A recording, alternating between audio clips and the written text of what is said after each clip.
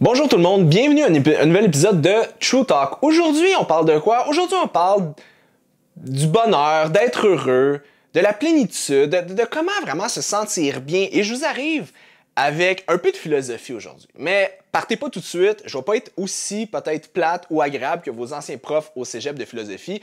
Aujourd'hui, on parle d'un sujet qui me tient à cœur et je vous dirais quelque chose qui m'a ouvert les yeux sur plein de choses dans la vie, sur le travail et surtout sur l'amour. Donc, restez avec moi.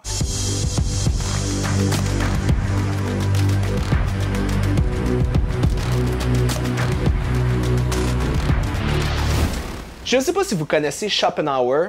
On revient, je pense, au 18e siècle. Et il avait sorti une théorie qui est encore à ce jour véridique et qui parle de comment être heureux et pourquoi dans la vie, on est toujours à la quête d'être heureux, on est toujours à la quête du bonheur, on est toujours à la quête de se sentir bien, mais on a toujours l'impression qu'on n'y arrive pas. Okay? Je vous explique.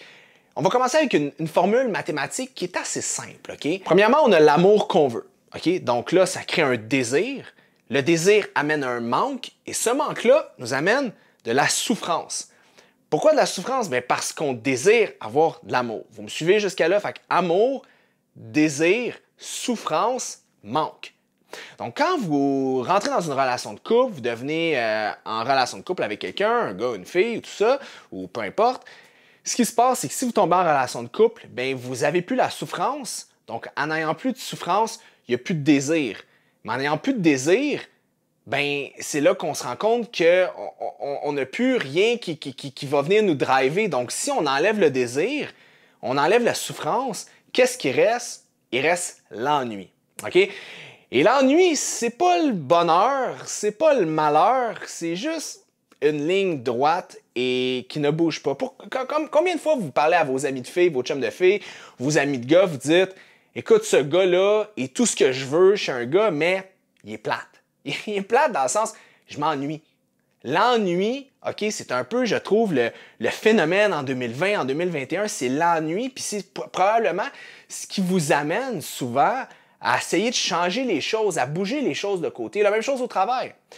Combien de fois vous travaillez à votre travail, vous vous dites « Ah, mon travail, il me comble, financièrement, ça va bien, j'aime ce que je fais, mais j'ai de l'ennui. » Et le problème, c'est qu'avec les réseaux sociaux aujourd'hui, avec tout ce qu'on vit dans l'univers, qu'on est surstimulé, on dirait que l'envie est supposée ne pas exister. OK?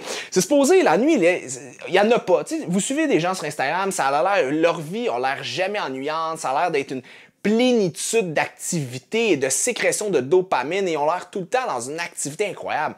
Mais c'est pas ça la vie, OK? Les seules relations de couple ou relations interpersonnelles où est-ce qu'il n'y a jamais d'ennui, où est-ce qu'il n'y a jamais rien de flat, ben c'est juste dans les mauvais films d'amour, OK? Ou la même chose dans les mauvais romans harlequins. La même chose que le travail. Il y a un travail où est-ce qu'il n'y a jamais d'ennui, du tout. C'est dans les mauvais spins YouTube de comme trouve ton travail, vis ta vie, vis de ta passion et tout ça. Moi, je pense que j'ai le plus beau travail du monde, je fais ce que j'aime, j'adore ça, mais il y a de l'ennui dans mon travail, comme dans n'importe quel autre travail, ça a sa place et ça doit avoir sa place. On peut résumer ça, si on parle des relations de couple, l'espèce de souffrance du célibataire. Ah, je vais être en couple, je vais être avec quelqu'un qui m'aime, que j'aime, que mes besoins sont répondus, que je suis écouté. Et l'ennui de la personne en couple, ah, je m'ennuie, il me semble que c'est moins excitant, j'ai des comptes à rendre, je suis pas libre de faire toutes les activités que je veux, je suis dans une routine et tout ça. Donc, ni un, ni l'autre, on est bien. Il y en a un qu'on est dans la souffrance parce qu'on veut de l'amour et d'autres, on est dans l'ennui total. Puis là, vous allez me dire, OK, Félix, mais ton discours issu de Schopenhauer est vraiment dull, est vraiment plate. Tu es en train de me dire que toute ma vie, où je suis à la quête, je souffre pour avoir quelque chose que je veux ou toute ma vie, c'est ennuyant. Non, c'est pas ça. Il faut comprendre que l'ennui fait partie de la vie et la souffrance peut malheureusement aussi faire partie de la vie. Il faut que, peu importe dans quel côté que vous êtes, il faut accepter ça. Okay? Donc en ce moment, on a juste une discussion. On a une discussion ensemble sur un sujet que je trouve intéressant. Je suis pas psychologue, je suis pas psychiatre, je suis pas travailleur social. Bref, on a juste une discussion un peu de mon opinion basée sur des trucs que Schopenhauer a dit il y a de ça très longtemps, mais que je trouve que ça a encore vraiment un réel impact aujourd'hui.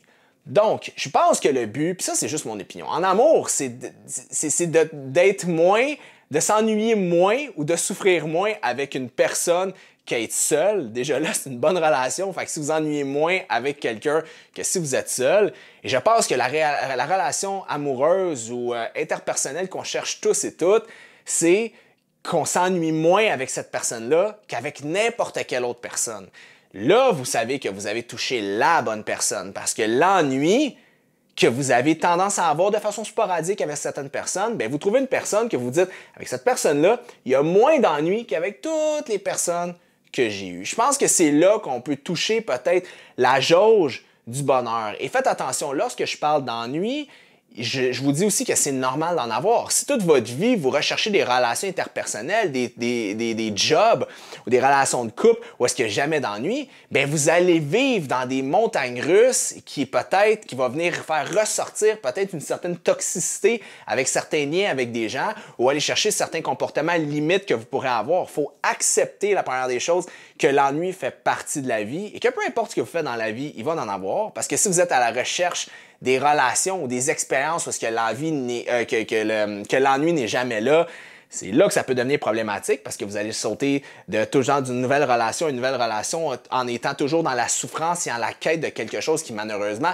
n'existe pas. En même titre que, je donne un exemple totalement stupide, si vous achetez tout le temps des vêtements puis vous arrivez tout le temps avec un nouveau morceau de linge à toutes les semaines ou à tous les jours parce que ça vous avez une souffrance, vous vous regardez, vous dites « Ah, j'ai pas le nouveau morceau de linge, j'ai pas cette nouvelle chose-là », mais quand vous l'avez, vous en perdez totalement l'intérêt. Il y a un ennui d'avoir la guenille sur le dos. Vous faites d'autres choses.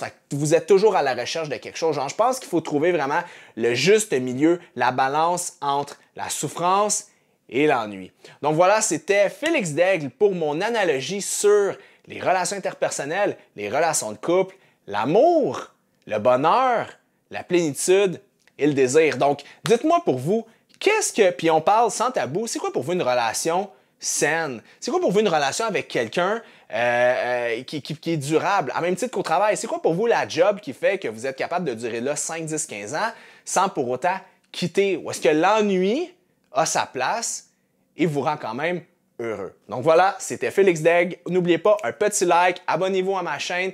J'ai le goût d'avoir une discussion philosophique avec vous parce que ça fait du bien, vous êtes des gens intelligents. Je suis quelqu'un qui essaie de travailler son intelligence. Donc j'attends de vos nouvelles. Ciao guys!